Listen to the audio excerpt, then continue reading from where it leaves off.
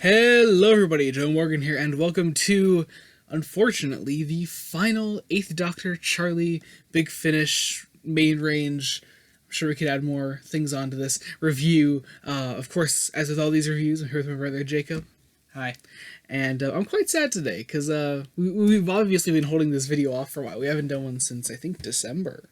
I want to say early December, no less. Yeah, so it's definitely been put off. Yeah, mostly because I just didn't want to end this, and also because I've had a ton of other projects going on. But finally, Exodus is over, and Apocalypse isn't coming out till April. So hopefully there's plenty of wiggle room in between there. But also, I want to give a quick thing. If you're not aware already, Apocalypse sneak peek, your very first look at the brand new novel adaptation that's coming out on this channel is coming up this Saturday. That is February the 23rd.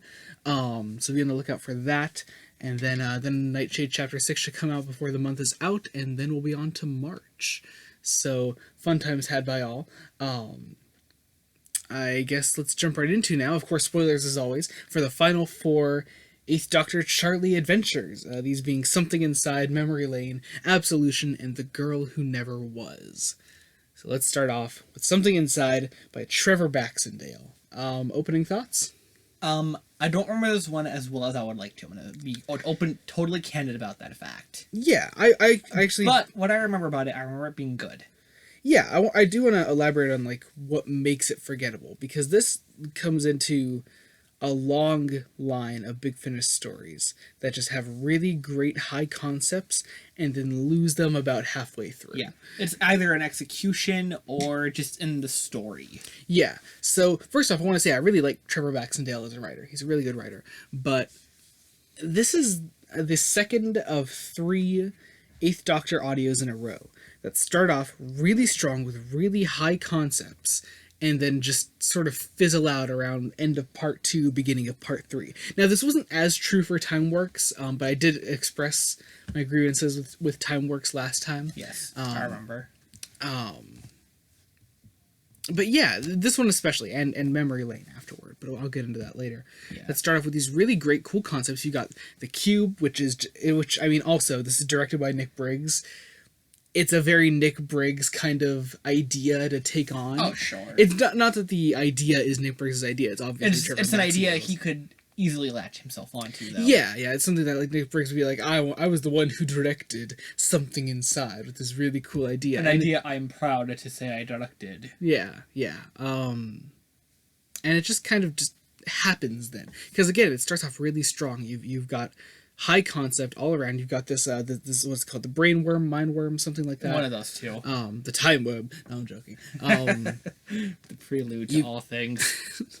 You got that, and it's all right there, but I don't know what it is about the halfway point in this story. Well, because at about the halfway point, we me. start getting outside the box.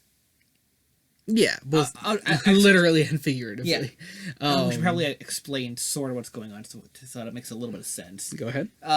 What basically happens is the TARDIS materializes in somewhere the Doctor can't identify, which is pretty much every story. Because, we need to not know where we're at. Yeah.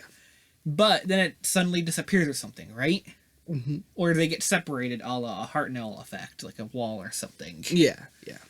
And an invisible wall. An invisible wall or something. Right, exactly. And they eventually find out they're in this cube designed for enhanced telepaths or something that were used during the last big war, but then they became like terrorists afterwards because the government no longer needed them. And how great of an idea is that? That's brilliant. And there's something in the box, along with the Doctor and these telepaths who are deemed terrorists or something. Yeah. That eats telepaths because it finds their psychic energy. Yeah. And it helps with the Doctor as a psychic, because all Time Lords are telepathic. Yeah. I do want to say specifically, I love I think... Which one's... Is it... looking at the list of characters, I think it's Rodden that interrogates the Doctor? Yeah, I believe so. Yeah, he has all of his scenes with Paul McGann, and my god, they're amazing together. Like, even when the story does kind of dip around the halfway point, you still have them, and they are giving their all. And Paul, I think, is delivering a fantastic performance. Right, and then, we find out, like what is it? Is it Chariz that gets out of the box, I or is that think, Charley? I think it's Chariz. Because then the Chariz gets out, and then we've got this B plot going on at that point. Mm-hmm. Against the other B plot with Charley. Yeah, yeah. And that's just sort of where the story, in my opinion, starts dipping about part 2, when we start getting the other two plots intersecting Paul McGann's. You know what hurts even more? I can't even remember how the story ends. To get out of the box. Well, obviously, but here's how I can't remember like how the ending made me feel. Oh, I don't remember. I remember I have a vague enough Like idea that should of how always it be ended. that usually is the lasting effect of a big finish story. Like by the end, how do you feel about the story? And I just really couldn't remember too much about it, and it hurts because it's there. You could If I remember correctly, one of the guards ends up, turning sides essentially, and says, "All right, the thing's in me. Kill me." I think it was. And they just shut him up in the box with the thing trapped in this guy's mind forever to die with him. Yes. And everyone is like, "Oh, that sucks," and Paul McGann's like, "It had to be done." What is Paul McGann one of the Beatles now? It had to be done. God damn it. But it's like, here's like, I don't remember how I felt coming off of it. Which okay, but the real question, which Beatle is Paul McGann? He's know. Ringo, without a doubt. Anyway. I'm trying to imagine all the Doctors now as different members. So overall rating out of 10, I gotta give it a 5. I think it is painfully average. For such a five is a fairly decent score. For such a high concept story, it could have been. It could have been so much more. The concept is so good. Oh god! All right, and some of the plot elements are really worth it. Yeah. Just it's not fully there, and it could have been there. Not even Nick brings his fault. So now we move on to the slightly better, but still unfortunately falling into the same trap, Memory Lane, by Eddie Robson, another writer who I really like. A fantastic writer, but yeah. Again, you've got this. I think this one happens more towards part 3. Yeah. You definitely got the high concept continuing throughout most of the story. Only really starts to lose it more towards the end. But Memory Lane unfortunately falls into the same thing. But it's a great idea. They go to this house. They materialize inside this house in front of the TV. Yeah, and of course, I forgot what's the name of the character. Mrs. Brody? Yeah, I think so. Yeah. She doesn't think anything of it. Yeah. It's like when Tards materializes, the doctor walks and he's like, "Oh, sorry." Yeah. She's like, "Don't mind, just get it out of the way so I can watch the television." Yeah. It's a sport. And you've got her son, right? Her son Tom? Yeah, her Tom? son.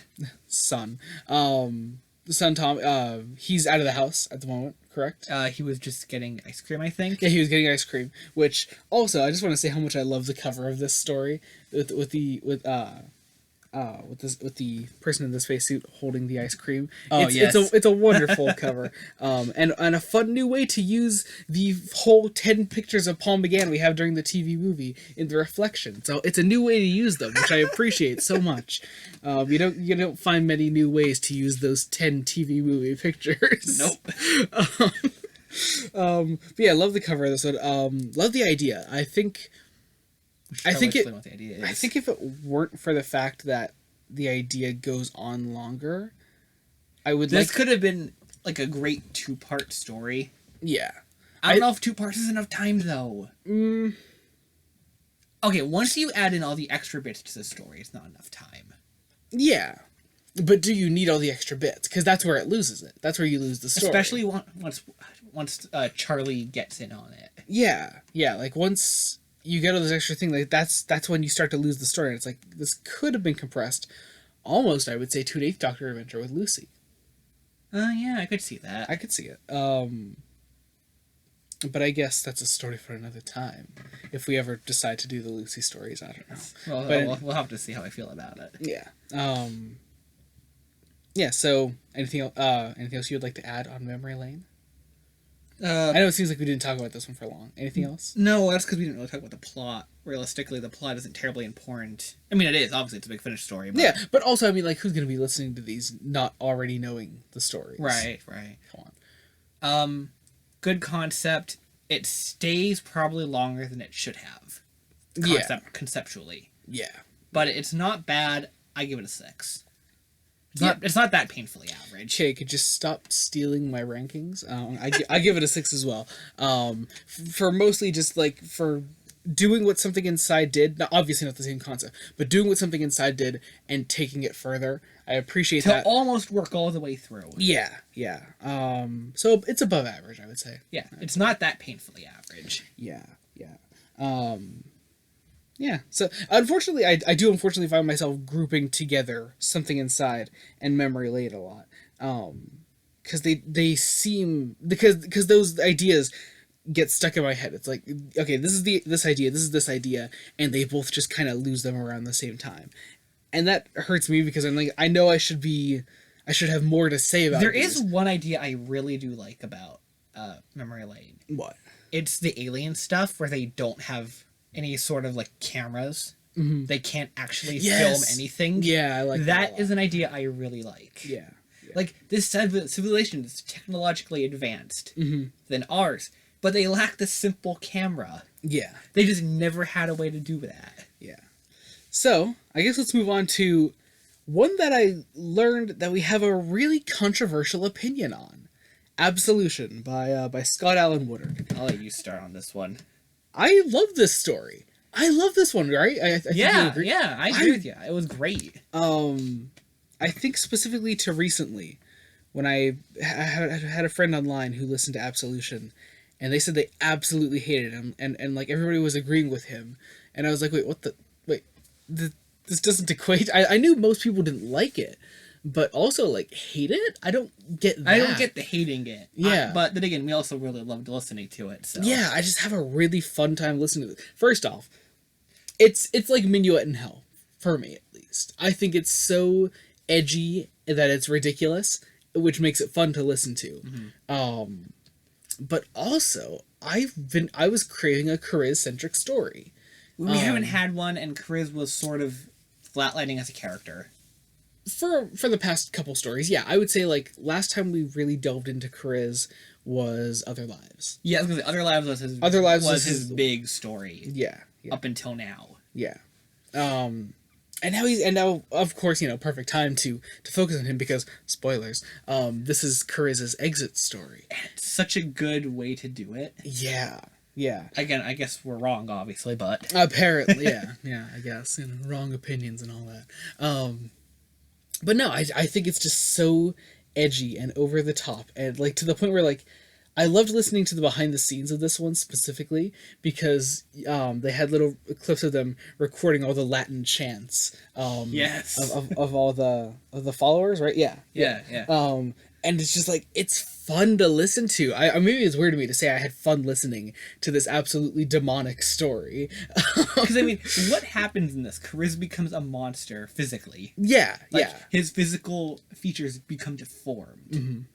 The Doctor and Charley uncover a religion based on what used to be science.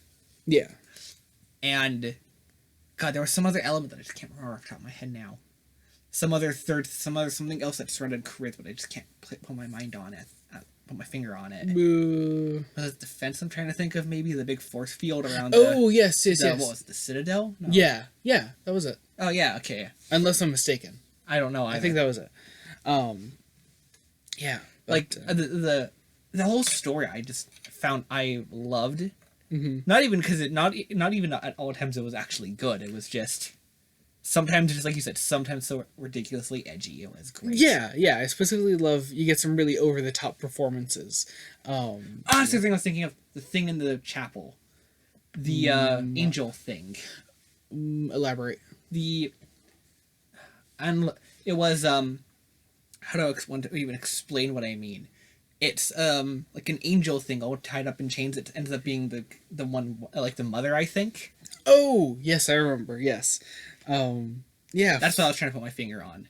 Yeah, fun high concepts there, and it's just like this one actually works. Yeah, this one really does work. I think, in my level-headed opinion, because the story takes place in the middle of a nebula. Yeah, it's like just what more overblown, over the top location could you have for a Doctor Who story? And the Doctor, like, this is where hell comes from.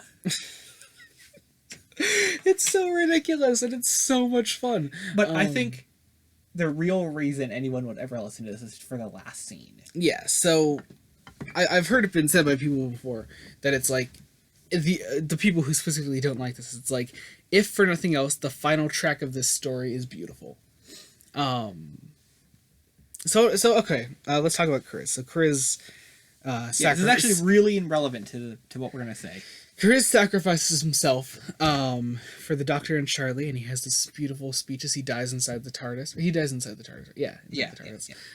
After he does his thing, he turns back to his normal self. He disintegrates. I don't remember how he specifically dies. He dies. He sacrifices himself. It's beautiful. It's really good stuff. Yeah. And Charley is broken. Charley is absolutely destroyed. I mean, she's lost people before, but never like this. Yeah.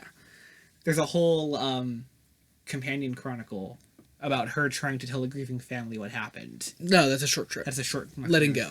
Short trip. It's on volume 2. Really good. The category mixed up. Volume 2, by the way, for anyone who is unaware, is the best short trip volume. If you have not listened to it, listen to it. Right. But that's anyway. An example of Charley initially dealing with death. Yeah. While traveling with the Doctor. Yeah, around the Doctor. Like, it's difficult to deal with death around him. Someone who is so used to it as he is. Right. So anyway, that's the starting point when I think to it, and then it comes to a real head here. Yeah, and exactly. And in all of Charley's time with the Doctor, she has seen so much death that she has been hardened, but never someone that she has gotten close to on her travels. Right. Such as Chariz.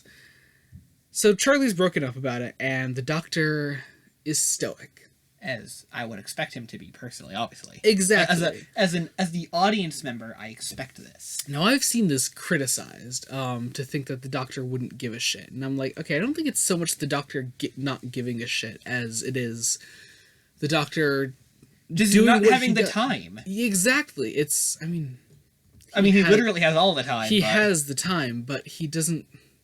Not around Charley, at least. I don't think he can let himself be seen broken in front of her, especially when he has to lift her spirits and he has to be that better person.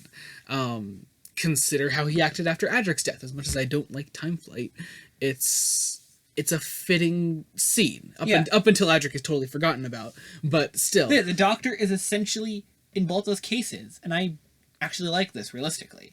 This makes sense in the context of his character. It's that the Doctor basically says, I've lived a really long life. Mm-hmm. I'm going to live a much longer life than you can ever possibly imagine. Yeah. I don't have time to cry over all the spilled milk. Yeah. Everything dies, everything goes away, and that is something that the Doctor, in his hundreds of years, has gotten used to. Not that he doesn't care. He does. It's just, this is his way of expressing it at this point. Yeah. Because, think about about the way Hartnell, as the first Doctor, thought about people leaving him. Yeah, he was totally broken. Consider, it was still very early on in his travels. Consider Katerina. Yeah, exactly. He gives this huge speech. I mean, not a huge speech, but he gives a speech when she dies about how he will never forget her. And that he never forgets those who pass on. But at the same time, consider that and how he was affected by that. And consider now when he has grown more hardened over the years. Right. The Doctor may change personality, form, and appearance, but he will always act the same. Yeah.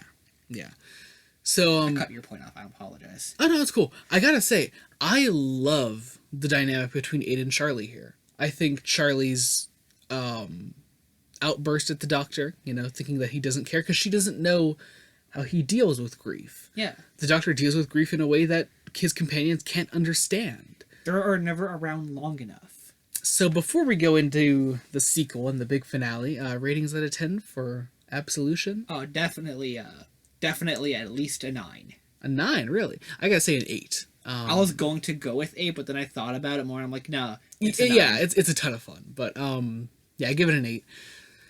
So now we're on The Girl Who Never Was by Alan Barnes.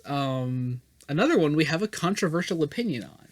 Sort of in reverse, though. Yeah. So most people love this one, and I just don't get it. Right, I'm with you on that. We don't hate it. Yeah, we just don't get it. Yeah. Okay, so how do we even want to explain what we mean at that point? So first off, okay, so it starts off strong. You know, you pick up where Absolution leaves off. There's no way you could screw up unless you time flight it. Yeah, which didn't necessarily happen, thankfully. Exactly, and I do like that a lot of The Girl Who Never Was hinges on Charley wanting to get away from the Doctor. Right, and she specifically wants to get to, I don't know, I don't remember when specifically, but she wants Singapore. She wants to get to Singapore. No, I'm thinking about the year, because the year is important. 31. 31. She wants to get to 1931 and just be done with the Doctor at that point. Yeah, yeah. But of course, you know, as the thematic ending of Charlotte Pollard goes, she can never resume a normal life. No, I don't think any companion realistically can. Well, no, it's very possible, you know, if the Doctor just picks you up from a point in time and leaves you off, you know, relatively close to where you started off, you'll be fine. But Charlotte cannot exist. For a couple of reasons. Exactly. But Charlotte cannot exist, and she doesn't get a happy ending, so to speak. So, we get this really long, convoluted bullshit for some reason involving the Cybermen. I don't know, because Sword of Orion was a Cyberman story. And I think about to tie back around. About a quote-unquote future Charley, which is played off pretty straight. Yeah, but also, like... It gets to the point where, like, by the time it's revealed that it's not Charley, I just end up thinking, I'm like, I would have just kind of preferred it if it was future Charley. Yeah. like, okay, and that hinges on the fact that Charley disappears from the present day. Yeah, yeah. And she ends up on the ship in the past? Yeah. That then ends up in the future. Well, gets to her quote-unquote present day, but yeah. No. Like, the Cybermen take it to the future. Yeah, yeah. Yeah, okay. it's convoluted. I don't even know how to explain what we mean. It annoys me. It just the general plot of this one just annoys the shit out of me. Like, if you're going to do future companion plot, go the hell through with it. Consider, I'm gonna make another Big Finish recommendation on this. The newest early adventure from Big Finish, The Crash of the UK 201, where Vicky deals not so much with a future version of herself, but she sees a future version and she experiences her potential future without the Doctor. And it's really good stuff. I haven't listened to it, so I'm taking his word on that for right now. And that's how a story like this should be done. But it's not. Not the what if, the go through with it type idea. Yeah. Like, and then the short and long of the future Charley is that the ship from the past is it goes through this own story that I don't feel like getting into, where this girl that Charley was getting used to and was just hanging around on that ship is lost at sea or something, and once it returns back to 1931, and she gets amnesia, thinks she's Charley Pollard, which raises some real questions, by the way. Mainly, how does this person exist as Charlotte Pollard? A mystery to me. And she ends up like running, and it's not Charlotte, because I don't remember her actual name. I think it says on the cast list. Because no, I know she has a character, like her real character, like the younger version. Yeah, I know. Cast. Never mind. But she ends up like just being like the charge of like this mini gang, and is back on the ship, trying to find the treasure, and lo and behold, it's more Cybermen. So you know what really amazes me about this? We didn't even talk about the Charley thing that actually annoys us the most. No, we'll get into the exit. Trust me, we'll get into that bullshit. This is written by Alan Barnes. Neverland, all of the best Eighth Doctor audios. Well, Most. Okay, I would say Next Life, but he co-wrote Next Life with Gary Russell of all people, so there's an excuse there. At least I think that was Alan Barnes. Yeah, Alan Barnes, I think, was with him. Anyway, so that hurts even more that he didn't really stick the landing on a thematic ending for Charley. But of course, we learn that Charley doesn't, that it isn't actually the end for Charley, it's more of the end for 8 and Charley. Right. Which is why I've been very careful in naming these reviews the 8 and Charley audios because I can't just say Charley reviews. Yeah. But anyway, We'll get to that specifically. Yeah. In a moment. So Charley's Exit. It hinged on a couple things actually. Yeah. One, it's her letting go of the doctor. But then, and I wouldn't mind it so much. You know, she leaves the note for the doctor At this hotel where the doctor has had a room since like 1870 or something. Yeah, which I do like. It goes along the lines of like the house from the New Adventures that the seventh. The doctor has this other spot he could visit when wanted. Yeah. So I do appreciate that, but she leaves this note for the doctor about how she's let him go, and it's this. I just wasn't affected by the note. I was like, oh, that's it. That's kind of it. It feels very definitive, anticlimactic, and I've. Which is a weird way to say a companion shouldn't leave, but for someone like Charley, a very definitive way out is not fun. But then they go back on that immediately. Right, and they go back on it two ways. Because of the Cyberman plot, the Doctor loses all memory of the events past arriving. So he doesn't know what's actually transpired. Yeah. So he ends up going back to the hotel, and the receptionist's like, "Oh, Doctor, here I have a note." Mm-hmm. And he reads it and he goes, "It's a hotel. Everyone leaves." Okay, I've heard this specific scene, this note scene, this exit, described as the perfect thematic ending for Aiden Charley. Something so simple, out of a plot so convoluted, as the Aiden Charley relationship. Yeah, because it is a fairly convoluted relationship. But also, like, it seems out of character for Charley to just leave like that. Especially considering the girl who never was entirely set up as a story for her to start to forgive the Doctor for Absolution. Yeah. And then we find that she hasn't changed as a character throughout any of this, and she still feels the exact same as in the end of Absolution. So the entirety of the runtime of the girl who never was means absolutely nothing for her character. Crazy, I know. So she'll totally forget the Eighth Doctor like that. But then they'll go back on that again about a minute later and have her crying and sending out distress signals for the Doctor to come back. How did we get there? I totally forget. What? How did we get to where Charley is right at the end of the story? Hell if I care. So, and we just find out that she's on this desert island for some reason. I don't even remember how we got there. Yeah. But she took, what was it, like the Cyberman ship? Mm-hmm. She took the Cyberman ship. That was it. Okay. She took the Cyberman ship, and the only reason I remember that because she is using it to send the distress signal. Mm-hmm. And she's like, "Doctor, save me!" And she's crying and sending out distress signals, and it's just like, where did this entire story go? The point of the okay, so the note makes sense right from the start of the story. She's upset. She just wants to be gone. Exactly. But they kind of forget that we went through an entire runtime of development for Charley, only for that to happen, and then for that note to be immediately undone by the scene immediately after. That being said, the credits roll, and then the actual only really good thing that this story does happens. Right. the TARDIS shows up. The TARDIS. So she's crying and she's happy. She's like, "Doctor, I need you to come back!" And blah, blah. She's banging on the door. She opens the door. You hear the 80s TARDIS door opening sound. Right. And I loved hearing that. And you get that. See, and you hear the inside. She gets inside. She's crying. She's dripping wet. She goes, "Oh, I was expecting someone else." And then the Sixth Doctor theme plays, which I adore. Oh, I love that so much. That made me so happy. Oh my god. It's like, maybe I wouldn't mind it so much if the note scene didn't exist. Because other than that, Charley forgiving the Eighth Doctor, it makes sense. Like, her wanting him to come back.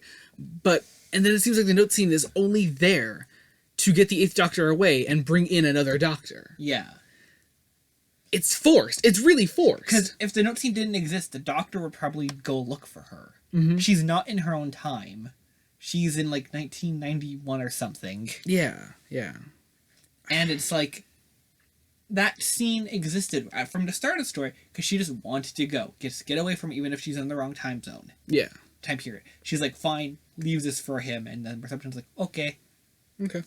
And the Doctor ends up forgetting pretty much everything beyond when he fell down the boat the first time. Mm-hmm. Like he fell from the first story on the boat down. Oh, we should have been keeping an Eighth Doctor amnesia counter this whole time. Oh my god! Looks like we got to redo all the videos again. Damn it.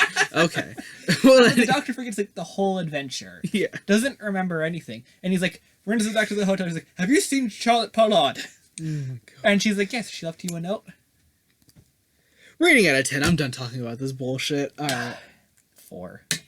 I agree. God damn it. I hate you. All right. Whatever. Okay, if you like Girl Who Never Was, drop this video a dislike and bug me to do Lucy Miller videos, because I really don't want to do Lucy Miller videos. But if you really want us to, fine, whatever. All right. And anything else you'd like to say as our final goodbye to the Eighth Doctor Charley reviews that I've been doing pretty much since I started consistently uploading on this channel. So it had its ups, sad. it had its downs. It's convoluted. Just like the relationship of the Eighth Doctor and Charley themselves. All right. I guess that about does it. I guess until next time, this has been Joey Morgan. Jacob. Goodbye.